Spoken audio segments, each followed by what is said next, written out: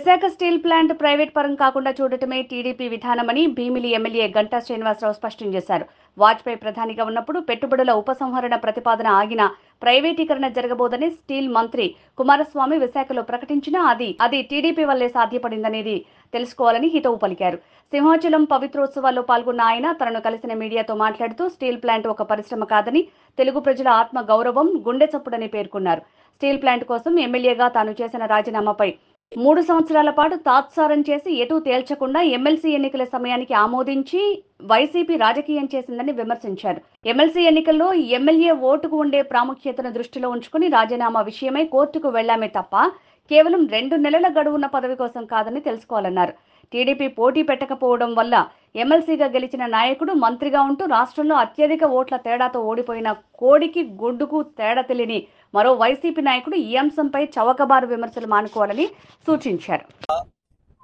ఏదైతే Visakhapatnam steel plant గురించి YCP party నాయకులు కొన్ని వ్యాఖ్యానాలు చేస్తూ ఉన్నారు.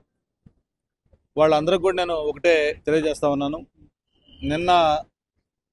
మొన్న ఎమ్మెల్సీగా తెలుగుదేశం పార్టీ దయతో, అంటే ఎందుకు దయతో అంటున్నానంటే మేము క్యాండిడేట్ పెట్టకపోవడం వల్ల గెలిచిన ఒక సీనియర్ నాయకులు, అలాగే మొన్నే జరిగిన ఎన్నికల్లో రాష్ట్రంలోనే భారీ మెజార్టీతో ఓడిపోయిన వ్యక్తి మాజీ మంత్రి, ఇటువంటి వాళ్ళందరూ కూడా కొన్ని వ్యాఖ్యానాలు దాని మీద మాట్లాడటం కూడా జరుగుతూ ఉంది.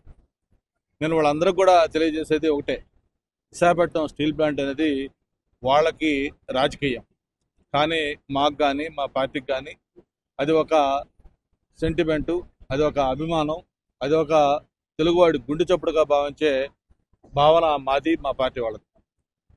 తెలుగుదేశం పార్టీ వైఖరి ఏంటో చెప్పాలని చెప్పని నిన్న నాయకులు ఈ స్టీల్ ప్లాంట్ దీని మీద మాట్లాడడం జరుగుతూ ఉంది.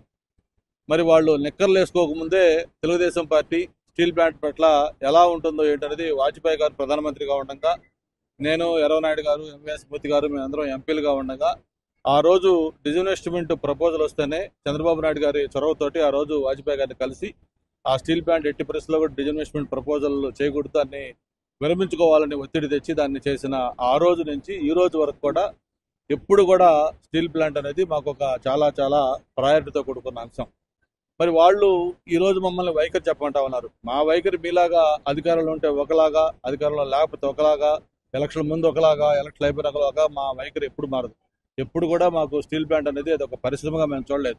ఎంతోమంది ప్రాణత్యాగంతో పోరాటం చేసి సాధించుకున్న స్టీల్ ప్లాంట్ ఏదో స్టేట్ కోటాలోనో లేకపోతే ప్రాంతాల కోటాలోనో వచ్చిన పరిశ్రమ కాదు. అది ఎంతోమంది ప్రాణత్యాగం చేసింది. అందుకే తెలుగువాడి గుండె చప్పుడుగా దాన్ని మేము భావించడం జరిగింది. ఆ రోజు నేను రాజీనామా చేసినా కానీ, మన పల్లా శ్రీనివాస్ గారు ఆమె నిరాహారదీక్ష చేసినా కానీ, లేకపోతే చంద్రబాబు నాయుడు గారు మన అధికారంలోకి వచ్చిన వెంటనే ఏదైతే మ్యాంగనీస్ ఓరు గనులు ఎక్స్టెండ్ చేయడం కానీ, మరి సాక్షాత్తు స్టీల్ మినిస్టర్ని విశాఖపట్నం స్టీల్ ప్లాంట్ తీసుకొచ్చి మొత్తం ఆయన్ని విజిట్ చేయించి ఆయనతో కూడా ఒక స్పష్టమైన హామీ ఇప్పించడం కానీ, ఇట్లా ఏ రకంగా చూసుకున్నా కూడా తెలుగుదేశం పార్టీ చాలా స్పష్టమైన దీంతో వైఖరితోటి స్టీల్ ప్లాంట్ కాపాడుకోవడం కోసం అన్ని ప్రయత్నాలు చేస్తూ ఉంది.